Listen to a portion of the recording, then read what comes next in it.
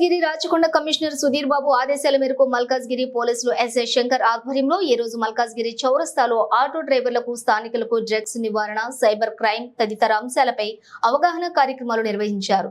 ఈ సందర్భంగా అక్కడ ఉన్న ఆటో డ్రైవర్లకు ప్రతి ఒక్కరూ తమ ఆటోలకు ఇన్సూరెన్స్ చేయించుకోవాలని సూచిస్తూ ఇన్సూరెన్స్ యొక్క ప్రాధాన్యతను కూలంకషంగా వివరించారు. ముఖ్యంగా సైబర్ నేరాలకు గురి కాకుండా ఉండాలంటే తెలియని మొబైల్ యాప్స్ ను ఇన్స్టాల్ చేసుకోవద్దని, అలాగే గుర్తు తెలియని లింకులను క్లిక్ చేయవద్దని, లోన్ యాప్స్ మోసాలకు బలి కావద్దని తెలియజేశారు.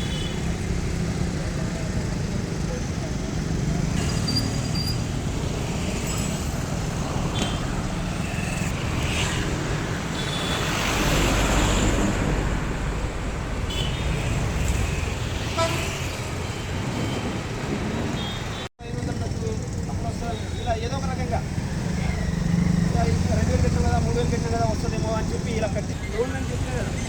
రీసెంట్గా నా దగ్గర కేసు వచ్చింది.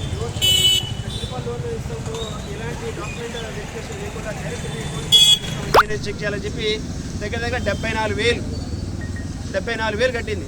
ఓకేనా, రేపే అమౌంట్ పడుతుంది అని చెప్పి పక్క వాళ్ళని కూడా నమ్మి అప్పు తీసుకుంది.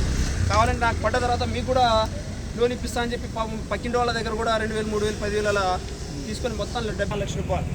ఈమె కట్టినంత 74,000 ఇంకా రావట్లేదు. సూసైడ్ చేసుకుంది. బాడీ డెడ్ బాడీ లొకేషన్ చూస్తే ఇక్కడ నోయిడాలో వచ్చిందనమాట.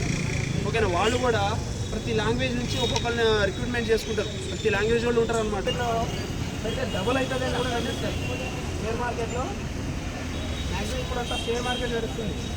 ఓకేనా, లక్ష పెడితే లక్ష లాభం వస్తుందని చెప్పి హైదరాబాద్లో ఒక పర్సన్కు షేర్ మార్కెట్లో లాభం వస్తుంది అని చెప్పి ఒక వేల మార్గాలు ఉంటాయి. ఇది కాకపోతే ఇంకోటి కొత్త ఇంకా క్రియేట్ చేస్తాం. ఒక 20-30 మంది నెంబర్లు మన ఏదో ఒక గ్రూప్లో మినిమం 100 మంది 50 మంది ఉంటామా. అలాగే ఆ గ్రూప్లో 30,000 మంది 50,000 ఇంకోటి పెట్టి ఇలా రకరకాల నెంబర్ నుంచి వాడే ఆపరేటింగ్ చేస్తారు. రకరకాల నెంబర్ నుంచి పెట్టితే చాలా మంది బైకులను యాడ్ చేసుకుంటారు. ఇది అబ్జర్వ్ చేస్తారు అనమాట.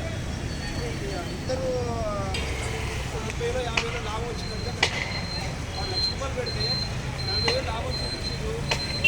డ్రా చేస్తున్నారు లక్ష రూపాయలు. తర్వాత మనకు మనిషి ఆశజీవి కదా, 40,000 వచ్చింది, జెన్యున్గా వచ్చింది, అకౌంట్లో పడ్డదని చెప్పి తర్వాత 4 కోట్లు పెట్టిండు. అది రీసెంట్లీ 1 మంత్ బ్యాకే జరిగింది అనమాట. 5 కోట్లు పోయినాయి. తర్వాత పట్టుకుందామంటే ఫేక్ నెంబర్ ఉంటుంది, ఫేక్ అకౌంట్లు ఉంటాయి అన్నమాట. కాబట్టి మనం మోసపోకుండా జాగ్రత్త పడడమే ఉత్తమం. ఓకేనా, ఒకవేళ బై మిస్టేక్లో ఏదో ఒక రకంగా మనం ఎంత విన్నా కానీ మోసపోవడం అనేది సహజం అనమాట. వాళ్ళ మాటల తీరు అలా ఉంటాయి. మోసపోయి మన అకౌంట్లో కట్ అయినట్టుగా తెలిసి అలర్ట్ అయినాం అనుకో, వెంటనే మనం ఇప్పుడు యాక్సిడెంట్ అయితే అంబులెన్స్కు 108కి ఎలా కాల్ చేస్తామో, ఏమైనా పోలీస్కి కావాలంటే 100కి ఎలా కాల్ చేస్తామో, మన అకౌంట్లో ఏమైనా ఫ్రాడ్ అయ్యి మన అకౌంట్లో పైసలు పోవడం ఇలాంటి జరిగినప్పుడు మన వెంటనే ఒక హెల్ప్ లైన్ నెంబర్ ఉందన్నమాట, 1930. సైబర్ క్రైమ్ ఫ్రాడ్ జరిగితే ఒక హెల్ప్ లైన్ నెంబర్ ఉంది. ఏ నెంబర్ అది? 1930.